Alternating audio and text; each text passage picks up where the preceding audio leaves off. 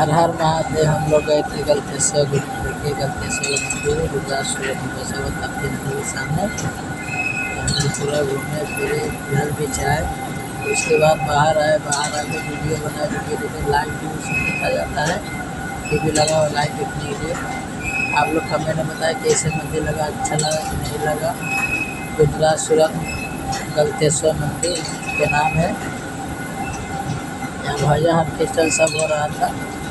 Last सोमवार के दिन गए थे हम लोग। आप लोग बताइए कैसे लगा, कैसे नहीं लगा वीडियो। ये मेरी धर्म पत्नी है। इसके बाद इधर आया, सबको वीडियो बनाया। और लोग मेरा बोलो कैसे लगा, कमेंट में बताएं।